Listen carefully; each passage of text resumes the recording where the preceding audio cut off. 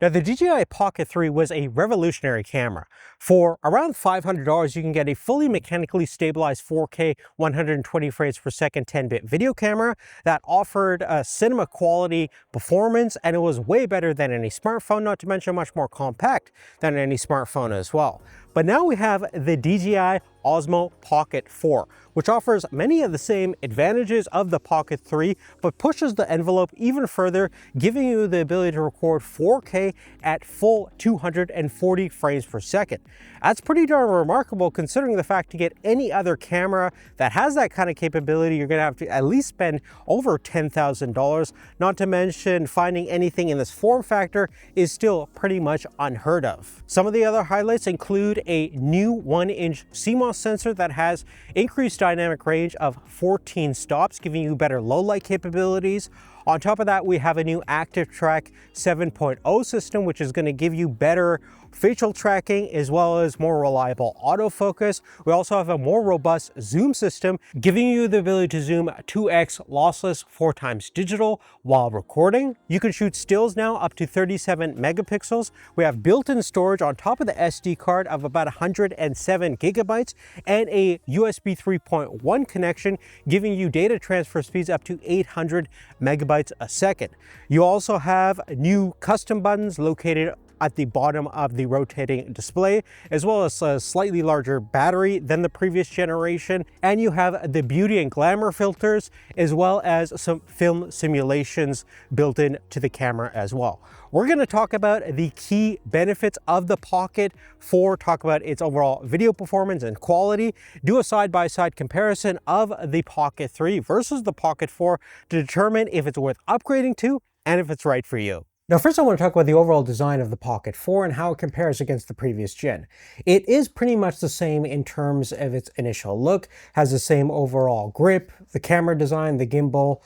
There is a slight difference in terms of height and thickness by just a few millimeters, and it's about 10 grams heavier than the previous gen, but in the hand it pretty much feels the same. And if you have cases and accessories for the previous Pocket 3, they should fit more or less on the Pocket 4, with some exceptions being hard shell cases. However, on the gimbal, you can see on the back side, we have some connection points for some accessories. If you get the Creator Bundle, you get a magnetically attaching LED fill light, which we'll talk about later on, as well as some potential other accessories, which is a new addition on the Pocket 4. One subtle thing I noticed on the Pocket 3 is that there's a built-in notch on the bottom right-hand side of the display. Makes it easy to flip in and out and kind of gives your thumb a little bit of a grippier surface. On the Pocket 4, we unfortunately lose that little notch, but it's still not that big of a deal to move around the screen. One thing that has improved is the joystick. We have an all-new design. It protrudes out a little more, has a larger top surface, makes controlling the gimbal a lot more easier and precise. Beyond that, we have two new physical buttons located at the bottom of the rotating display. One is a zoom button. Click it once to go into 2x lossless, and click it twice to go into 4x digital. You also have a custom button labeled C, and you can click it once for a specific command, 2x for another command, and 3x for another specific command. You can hold it down for a few seconds to go into the different custom mode menu and select all the different options for the different commands. For example, you can toggle between video and photo mode, add a quick shot, recenter the gimbal, as well as turn on your fill light, and many others. Beyond that, we have a new internal storage capacity of 107 gigabytes on top of the SD card slot, which is still there and actually has a little door that protects the SD card, unlike the previous generation that didn't have the door nor internal storage. So that's definitely a nice addition. You technically don't even need an SD card, since I think 107 gigabytes is more than enough for most people's needs, but it's always nice to have extra storage. On the bottom, we have a USB 3.1 interface, which actually can get you data transfer speeds up to 800 megabytes a second, as long as your PC can support that. And we have built-in Wi-Fi 6 compared to Wi-Fi 5, which will get you data transfer wireless speeds up to 90 megabytes a second. Furthermore, we also have a large larger internal battery, 1545 milliamp hours compared to 1300 milliamp hours on the previous generation. DJi claims that you can record 4K 60 at up to 135 minutes on a single charge, and on the Pocket 3 it was around 116 minutes, so a slight improvement in terms of general battery life. Obviously, if you're going to be recording 4K at 240 frames per second, you are certainly going to drain the battery life a lot faster on the Pocket 4, and we still don't have any interchangeable batteries, unfortunately, on the Pocket 4 as well. Now, the camera on the Pocket 4 hasn't really changed too much in terms of the overall core specs. It's still a 1-inch CMOS chip that has 9 megapixel resolution, can record 4K at up to 100 megabits per second. We'll do a little side-by-side comparison of the Pocket 4 and the Pocket 3 in good lighting situation to see what it looks like.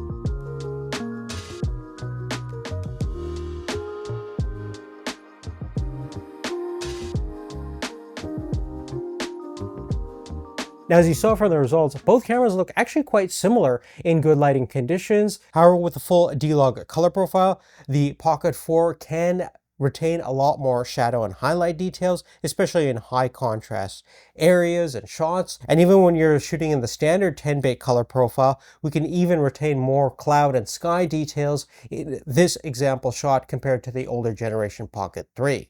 Both deliver really great looking footage in terms of good lighting situations. However, when it comes to low light, the low light mode on the Pocket 4 is greatly improved. Take a look at our example over here, where we have much less noise, a lot more information in shadow and highlights, and the overall image on the Pocket 4 is so much more cleaner and less noisy compared to the Pocket 3. Quite a dramatic difference, even though the sensor size, resolution is all the same, but obviously DJI has tweaked the image processing to get you cleaner looking video out of the low light mode. Now, moving forward, certainly the biggest upgrade has to be that 240 frames per second, and it is legitimately 240 frames per second. The footage coming out of the mode is very smooth. It doesn't look interpolated, no kind of skip frames or anything, even if you slow it down, and is certainly a really nice addition to the camera. There is a small crop, about 10%, when you're shooting in 240 mode, and if you shoot in 120 mode, both on the Pocket 3 and on the Pocket 4, there is no crop, but 10% is not that big of a deal, especially for that higher resolution and frame rate. Moving forward in terms of stills, we have the same native resolution, but we actually have a super sampling mode on the Pocket 4, allowing it to shoot up to 37 megapixel stills, which is a nice thing if you're going to blow up your image or need that extra resolution for post-production. Furthermore, in the manual mode, you can actually lower your shutter speed down to about 1/4 of a second. So if you want to get that kind of traily, motion blur enhanced video look, that's possible in the manual mode on the Pocket 4. And obviously we have the new digital zoom capability, allowing you to go up to 4x digitally right in camera. You could do so in post-production with the Pocket 3, but it is nice to have that convenience factor of zooming in digitally right onto the Pocket 4, although the overall resolution and clarity of both the Pocket 3 and the Pocket 4 hasn't really changed from a telephoto standpoint. Now, the computer vision system has been upgraded on the Pocket 4. We're now utilizing ActiveTrack 7.0 version of DJI's tracking software, and that means subject tracking is going to be a little bit more smoother, reliable, and more consistent, not to mention better autofocusing. You obviously have the registered subject tracking, so if you want to register your face and want to make sure that you're prioritized in a crowd of faces, the camera will make sure that your tracking is a priority. You can also have product tracking as well as fixed target tracking for cars, animals, and other objects. So the overall tracking performance is slightly improved as far as occlusion tracking. So if you lose a specific target object out of frame and then come back into frame, I did find that the Pocket 4 was a little bit more consistent in reacquiring that specific target versus the Pocket 3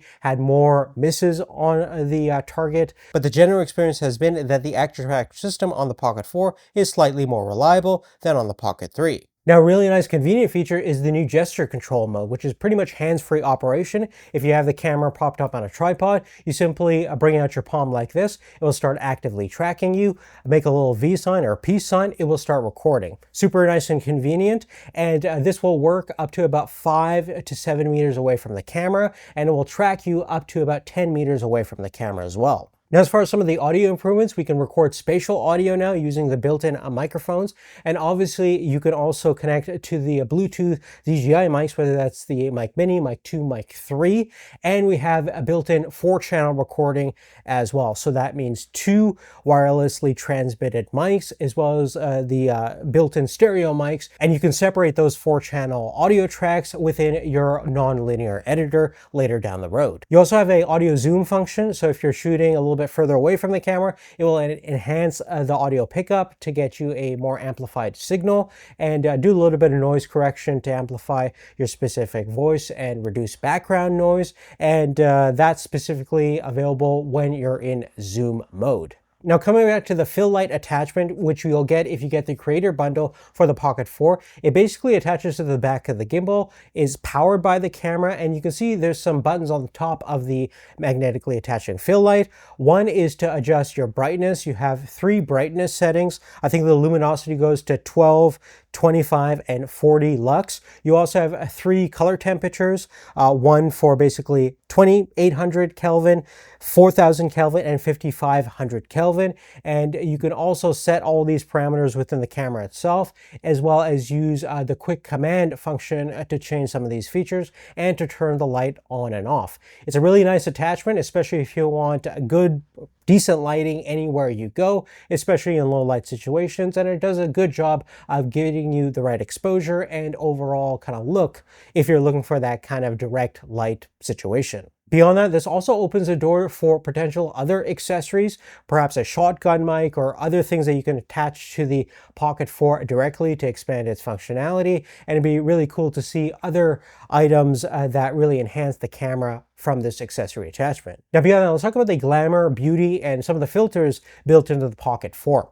Now, the Pocket 4, as well as the Pocket 3, has the ability to basically alter the image in real time. We found that to be pretty fun to do on the Pocket 3. If you use the DJi Mimo app and use some of the Glamour Effects, you can enhance some of your personal augmentations, whether that's bigger eyes, eyelashes, adding makeup, whitening teeth, etc. That's still the case with the Pocket 4, but the beauty effects can actually be controlled in camera on the Pocket 4. You could adjust the smoothness, the skin tone, as well as overall complexion of your skin within the camera itself, and then have that done in real time, versus that wasn't possible on the Pocket 3. On top of that, we have the new film filter looks. So kind of like what we see with some of the Fuji cameras, you can enable that directly within the camera itself. Some of these film looks include a cool Fuji inspired look, a digital native film look, which has brighter skin tones, a pastel color, a warm tone, a movie look, as well as a retro style look. This is a really cool addition to give your videos a little bit of an extra unique look and flair. Now, as much as I think the Pocket 4 is a super capable camera, there are some limitations that you should be aware of. Now, the first thing I want to mention is that we're still utilizing the same lens and camera configuration as the previous generation Pocket 3. There's no secondary lens or sensor option. Would have been cool to have potentially a greater optical zoom range or even a larger sensor size to give you more of a bokeh or background separation effect, but sadly that's not the case. Beyond that, as we mentioned before, there's no pro level features, meaning that this is still recording in a compressed MP4 style codec. You don't have the ability to record ProRes, RAW. There's no HDMI output, no 3.5mm headphone or microphone input. And obviously rigging this thing out is going to be a challenge as well. Certainly not the ethos of the camera, but if you're going to use it for professional purposes, those are certainly some legitimate limitations. Furthermore, there's no 6K or 8K recording. We're still topping out at 4K, which I think is perfectly fine even in 2026, but I know there's some people that would like that higher resolution for the ability to potentially zoom into the image. They have more flexibility in post, but this is still a 4K camera. Furthermore, this still tops out at 240 frames per second, which is amazing in 4K, but wouldn't it be awesome to have a higher frame rate at 1080p, perhaps 480p or faster? That would make this thing a true slow motion monster, but sadly at 1080p, you are limited to 240 frames per second, just like the 4K mode. Beyond that, this is still a fairly fragile camera. There's no weather sealing, and if you drop it in a specific orientation, it is pretty much toast. It's more of a vlogging style camera, but certainly you can mount it on a chest strap or head mount, but it is going to be vulnerable nonetheless, and you always want to make sure you have some sort of carrying case when you're transporting it. Furthermore, we don't have an interchangeable battery in here, and if you are going to be shooting a lot of slow-mo, which is very power hungry, you are going to be basically going through a lot of batteries in here, and it would have been nice to have some sort of swappable battery system. You can obviously power it at the same time with a USB charging bank to eliminate the battery limitations, but would have been nice to have a user replaceable battery nonetheless. Furthermore, even though I'm a big fan of the built-in display, especially when it came out on the Pocket 3, I still think that the Pocket 4 would have been nice to have a slightly larger display, especially in outdoor conditions. It's sometimes hard to see your composition, to see what things are in focus, and to have specific items that you want to select and control on the displays can be a little bit finicky because of its smaller size, but that's still pretty much the same as the Pocket 3. Furthermore, if you're going to shoot a lot of vertical content, you still have those serious limitations. It limits your resolution down to about 3K since it crops in to the sensor itself. You don't have the low light or slow motion capabilities, and it's pretty handicapped. Now, you can tilt this camera, I think around 70 to 80 degrees within its tilt functionality, but it doesn't go fully 90 degrees like some of the DJi drones will to shoot vertical video. If it did that, it would fully unlock all its capabilities in the vertical mode, but unfortunately, it's still pretty handicapped if you're looking for a vertical camera. Furthermore, you still need that 1/4-inch adapter that plugs into the USB-C connection at the back, which is not that big of a deal if you're going to carry it around with you, but if you're more mobile and just have this thing in your pocket, it would have been really nice to have a 1/4-inch mount directly built into the camera, but unfortunately you still have to deal with that adapter. Now, beyond those notions, I think the Pocket 4 is an outstanding camera. It stands heads and shoulders beyond anything in its category, and it's pretty much unparalleled in terms of its capabilities when it comes to the slow motion performance. Certainly there are some limitations, as we mentioned before, but they get superseded by the overall value that you get out of this thing. Now, I'm not exactly sure what the retail price will be for the Pocket 4 on all the different world markets, and if it's going to be available in the US or not. We're filming this video quite before it gets officially launched all throughout the different markets in the world. But DJi is super competitive in terms of pricing, and I'm sure the pricing will be relatively comparable to the Pocket 3. And I still think that the Pocket 3 is an amazing camera, especially if you don't need that ultra slow motion capabilities for general filming. Both the Pocket 4 and the Pocket 3 are pretty much identical in terms of the raw general performance camera quality. Now, we will be updating our pricing information in the description down below along with everything we've talked about, and we're also going to be doing a direct comparison of the Pocket 4 versus the iPhone 17 Pro Max, so definitely stay tuned to the channel if you are interested in that video. I really want to thank DJi for giving a small channel like this the opportunity to test out the Pocket 4, and we're going to be coming out with a lot of content surrounding this thing, and if you haven't done so already, please make sure to like, subscribe, and have post notifications turned on. We'll see you real soon in the next one. Take care.